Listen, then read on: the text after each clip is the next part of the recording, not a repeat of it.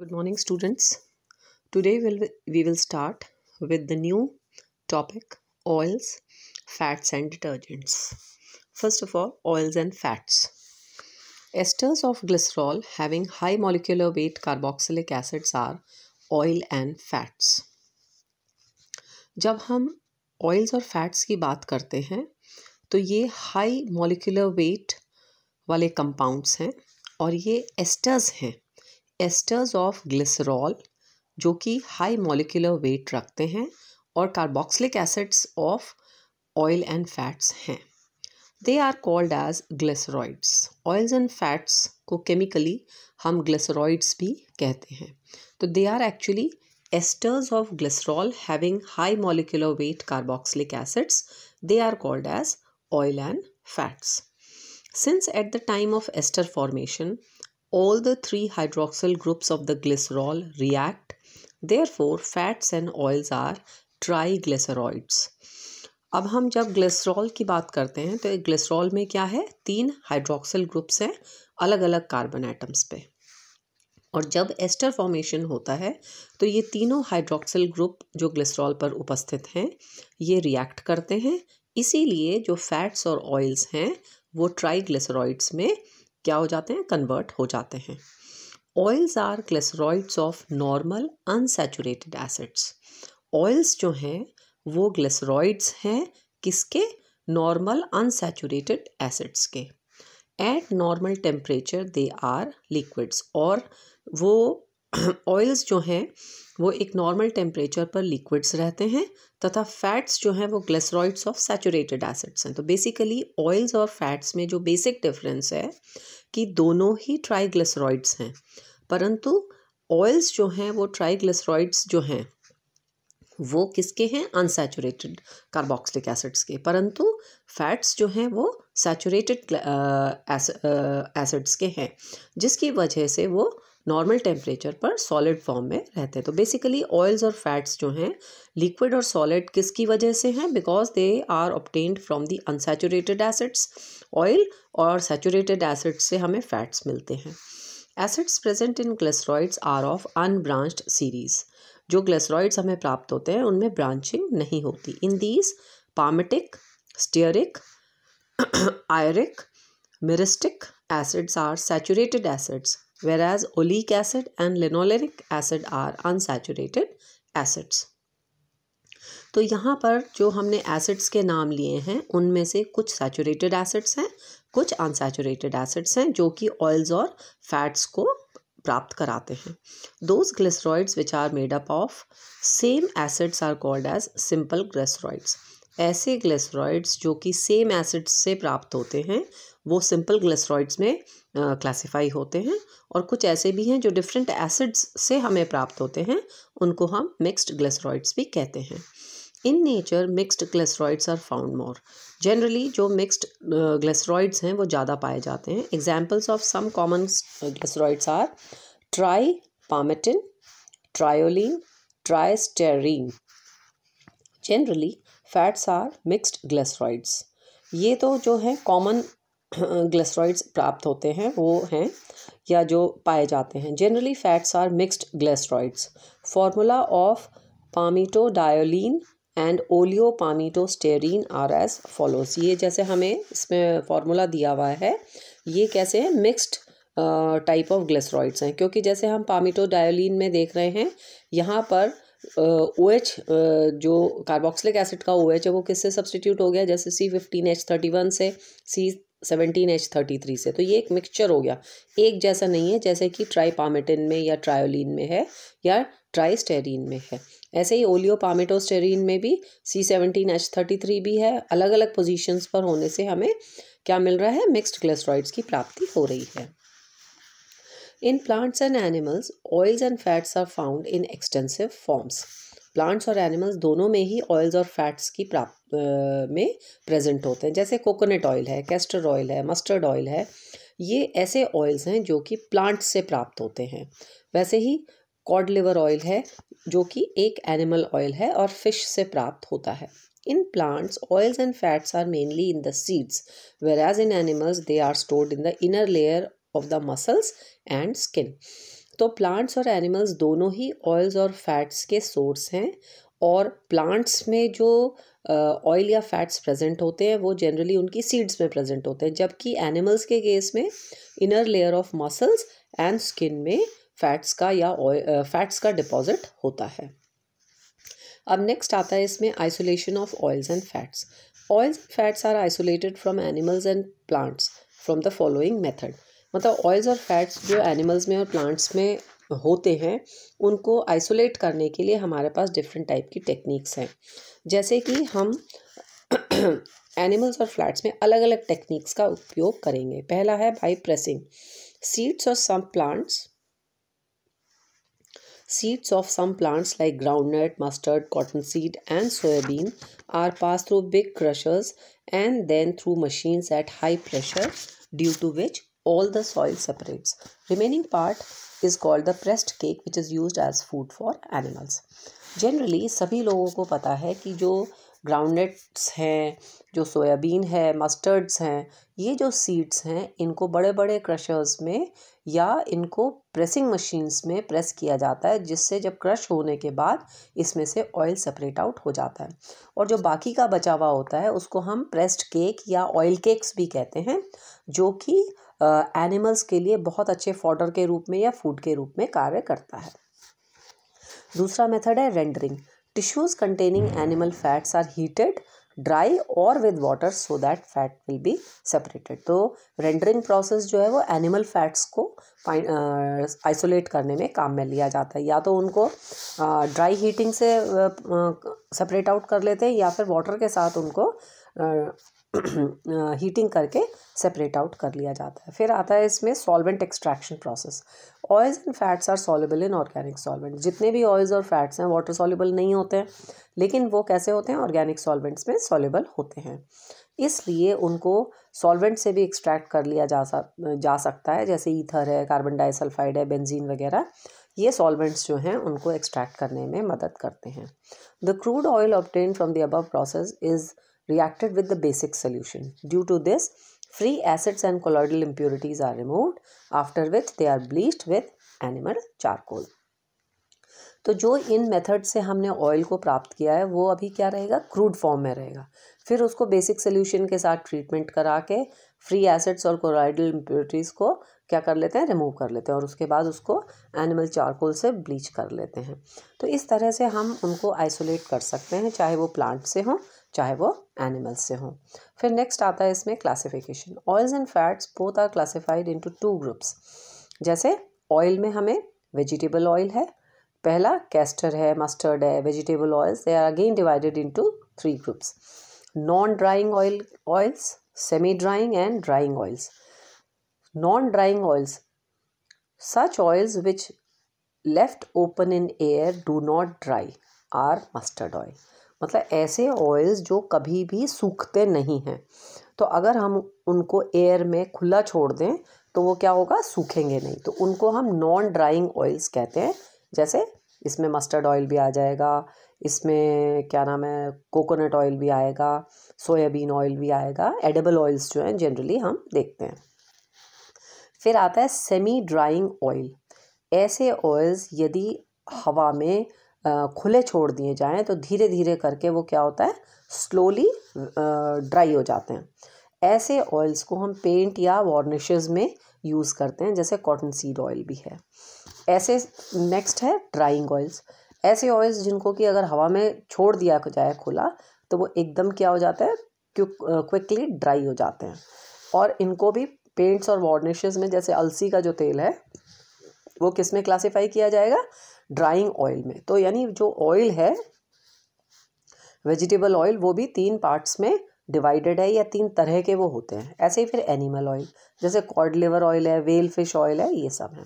फिर आते हैं फैट्स। इसमें वेजिटेबल फैट्स भी हैं और एनिमल फैट्स भी हैं। For example coconut oil, vegetable ghee etcetera. In these phytosterols, जिनका कि मेल्टिंग पॉइंट 405 से लेके 417 केल्विन तक होता है, ये they form needle like crystals. और एनिमल फैट्स में आते हैं बटर है, fat of pig etcetera. It contains cholesterol which is an unsaturated alcohol. This on crystallization give orthorhombic crystals. तो यानी जो वेजिटेबल फैट्स हैं वो तो निडल लाइक क्रिस्टल्स फॉर्म करते हैं, और जो एनिमल फैट्स हैं वो ऑर्थोरोम्बिक टाइप ऑफ क्रिस्टल्स जो है उसका फॉर्मेशन करते हैं। नेक्स्ट आता है इसमें सिंथेसिस ऑफ ग्लिसराइड्स।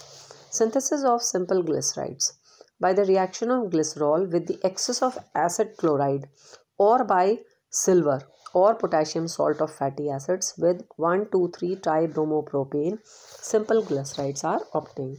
अगर हम सिंपल ग्लिसराइड्स का सिंथेसिस करते हैं तो हम किससे रिएक्ट करते हैं? ग्लिसरॉल को रिएक्ट करते हैं एक्सेस ऑफ एसिड क्लोराइड से, या फिर हम क्या करते हैं सिल्वर या पोटेशियम सॉल्ट के साथ इसका रिएक्शन करते हैं ऑफ फैटी एसिड्स, जो कि किस में कन्वर्ट हो जाता है फिर 1,2,3 tribromopropane simple glycerides are obtained. फिर आता है synthesis of mixed glycerides. Synthesis of mixed glycerides में रिएक्शन ऑफ सोडियम और potassium salt of fatty acids with glycerol monochlorohydrin yield ester which on acetylation gives mixed type of glycerides. तो अगर हम इसका क्या करते हैं, जब हमें सिंपल की बजाय अब हमें मिक्स्ड ग्लिसराइड्स की प्राप्ति करानी होती है तो हम किसका रिएक्शन कराते हैं? रिएक्शन ऑफ सोडियम या फिर potassium salt of fatty acid glycerol monohydrin के साथ रिएक्ट कराते हैं।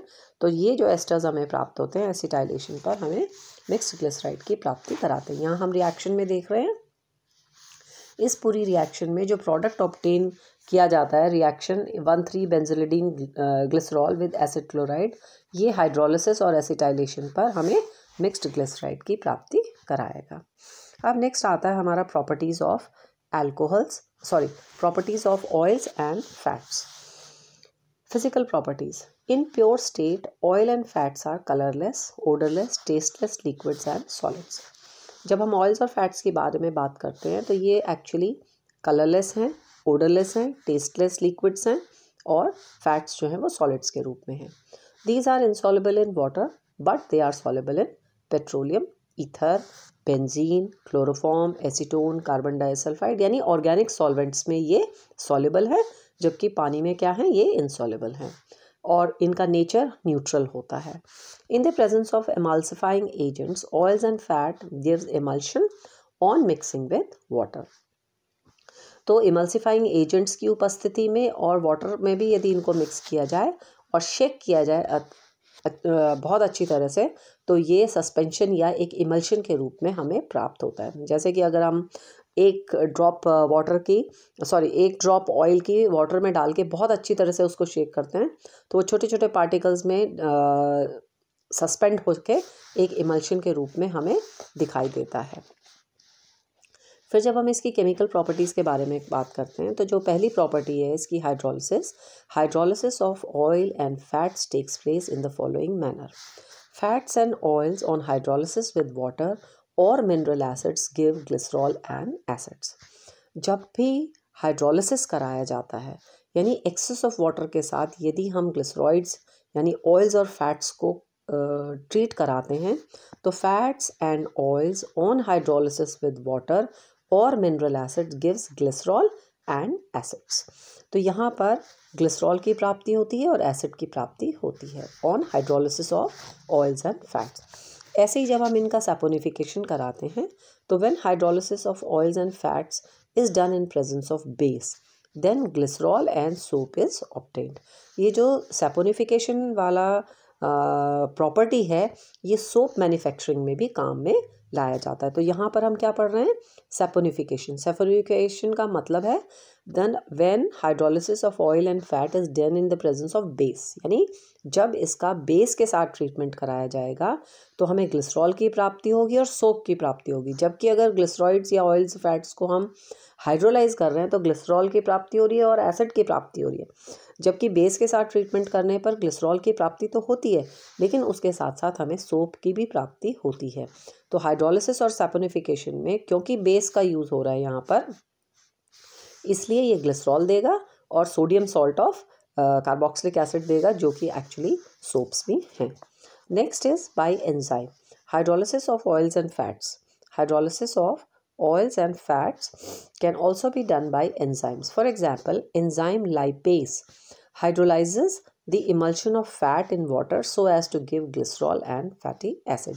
तो एंजाइम की उपस्थिति में भी ये रिएक्शन करता है और एंजाइम लाइपेज जो है वो क्या करता है, हाइड्रोलिसिस करता है of emulsion of fats in water so as to give glycerol और fatty acids की प्राप्ति होती है.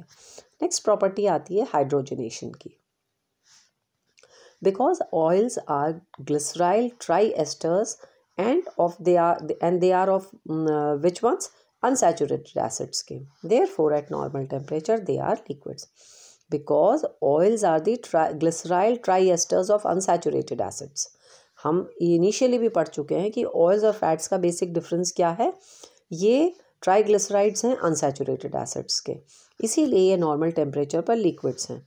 When these oils are hydrogenated in presence of finely divided nickel as catalyst and high pressure, then fats are obtained. तो hydrogenation करके हम oil से fat की प्राप्ति कराते हैं. जो घी का फॉर्मेशन है वो यही प्रोसेस है जिसमें कि हम ऑयल को क्या करते हैं, एक अनसैचुरेटेड से सैचुरेटेड में कन्वर्ट कर देते हैं. किसकी प्रेजेंस में, finely divided nickel as catalyst under the pressure, high pressure, and fats can be obtained. This is called as hydrogenation of oils.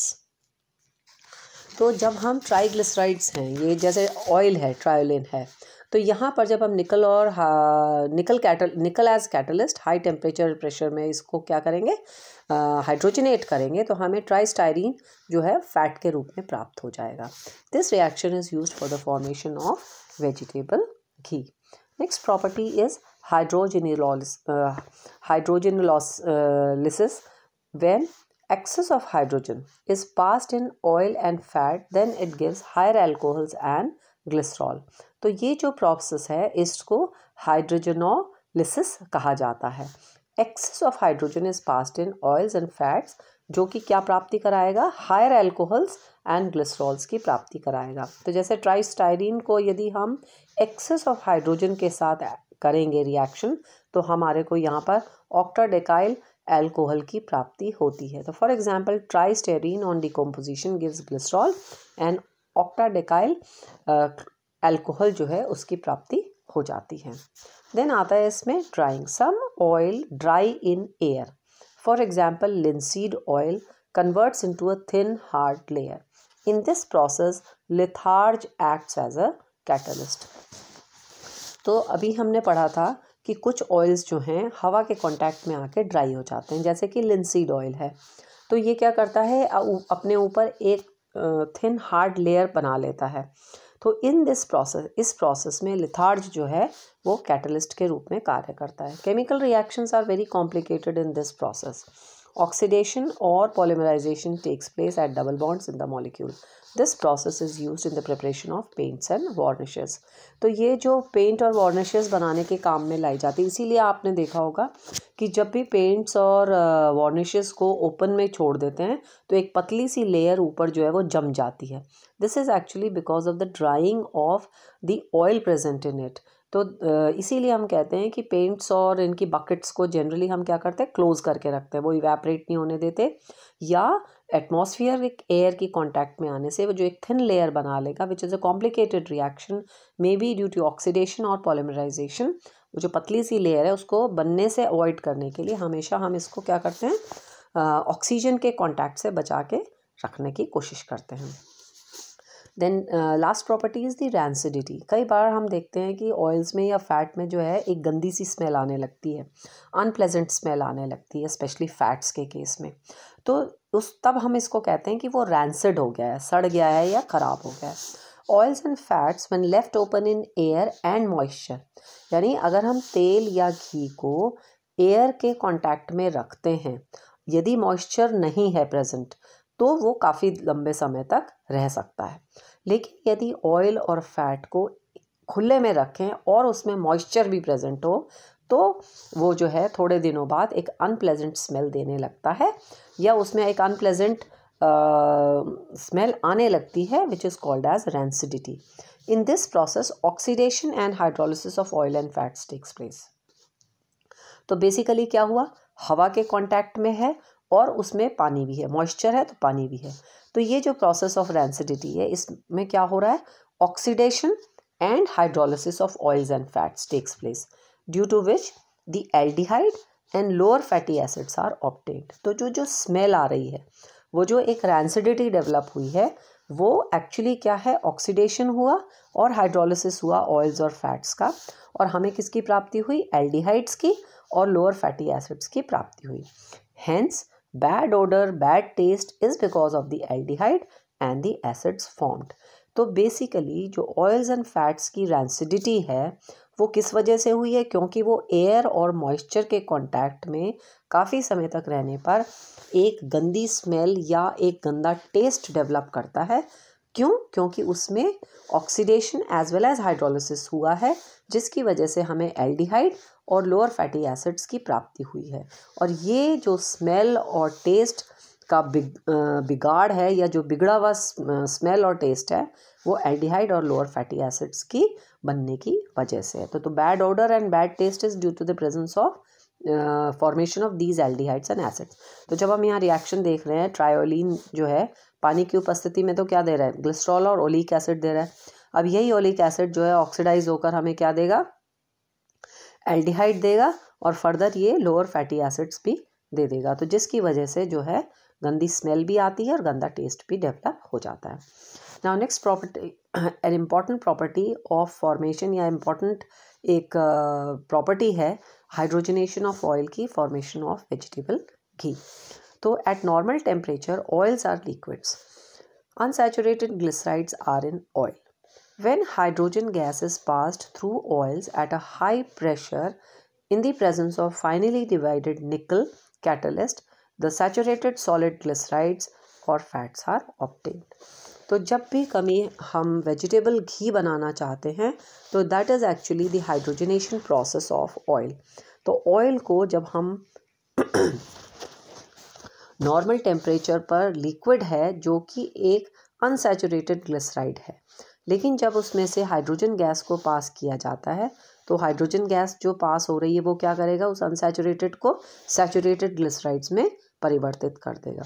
लेकिन ये रिएक्शन एक ऑर्डिनरी उसमें नहीं होती, it takes place in the presence of finely divided nickel as a catalyst, और high pressure पर ये होती है। तो इसमें हमें सॉलिड ग्लिसराइड की प्राप्ति होती है, इसलिए वो फैट्स में कन्वर्ट हो जाता है। This process is called as hardening और hydrogenation. Following steps are the important steps. सबसे पहले separation of free acids. In oils partially free acids are present. Oils are heated and calculated amount of sodium hydroxide is added. तो जो first step है free acids का separation, उसमें calculated amount of sodium hydroxide जो है डाला जाता है, as a result of which free acids gate neutralised which can be separated. Next process इसमें आता है ब्लीचिंग का। ये जो ब्लीचिंग का प्रोसेस है, the oil obtained by the above method is passed over animal charcoal at 348 to 350 degrees Kelvin, due to which oil gets bleached and this oil is then filtered. तो पहले तो separation कर लेते हैं उसमें से फ्री एसिड्स का by adding sodium hydroxide.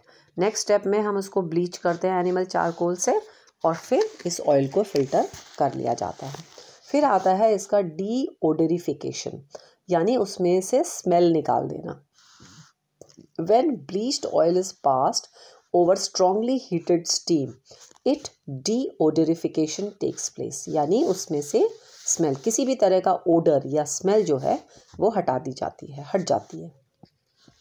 Then lastly the hydrogenation. Oil obtained from the above methods is passed into a vertical tank. अब हमने सबसे पहले क्या किया, फ्री एसिड्स का सेपरेशन कर लिया by using calculated amount of sodium hydroxide. उसके बाद ब्लीचिंग कर ली, उसके बाद डीओडरिफिकेशन कर लिया, and lastly the hydrogenation of oil takes place in a vertical tank. इसमें क्या किया जाता है, जैसा कि हम डायग्राम में देख रहे हैं, oil obtained from the above method is passed into the vertical tank of iron, in which iron coils are present for heating. तो iron coils जो है वो heating के लिए present है, vertical tank है हमारा, iron का coils हैं जो heating में काम करेंगी। In these coils steam is passed, ये steam के द्वारा heat किया जाता है, और the temperature is maintained at 453 kelvins. Some nickel catalyst is added into the oil tank. जो कैटलिस्ट है निकल, उसको ऑयल टैंक में डाल दिया जाता है। स्टीम के द्वारा हीट किया जाता है। Hydrogen gas is passed at 12 to 15 atmospheric pressure from down side. नीचे से ऊपर की तरफ हाइड्रोजन गैस जो है वो पास की जाती है at a high atmospheric pressure. As shown in the figure, oil is circulated with the help of pump, and after hydrogenation fat is taken out to remove nickel catalyst. It is filtered through filtered press. Colorless solid product is obtained which is called as vegetable ghee. तो यहाँ पर क्या किया जाता है, as shown in the figure, जो hydrogen पास की जा रही है वो नीचे से पास की जाती है। तो as shown in the figure, oil is circulated with the help of pump. तो ऑयल का सर्कुलेशन जो है पंप के द्वारा वहाँ पर होता रहता है after hydrogenation. Fat is taken out to remove. अब फैट रिमूव कर लिया जाता है, उसमें से निकल जो कैटलिस्ट है वो सेपरेट आउट कर लिया जाता है, क्योंकि कैटलिस्ट का हमें फंक्शन पता है, वो खुद रिएक्ट नहीं करता है, इट फैसिलिटेट्स द रिएक्शन। फिर इसको सेपरेट आउट करके रीयूज़ भी किया जाता है। तो कलरलेस सॉलिड प्रोडक्ट जो हमें प्राप्त होता है that is actually the vegetable ghee. तो घी ऑयल से प्राप्त होता है, हमें जो वेजिटेबल घी है वो हमें ऑयल के हाइड्रोजनेशन से प्राप्त होता है। तो ये जो पूरा प्रोसेस है हाइड्रोजनेशन ऑफ ऑयल्स किसके लिए कारगर है या यूज़फुल है? For the formation of vegetable ghee. Thank you.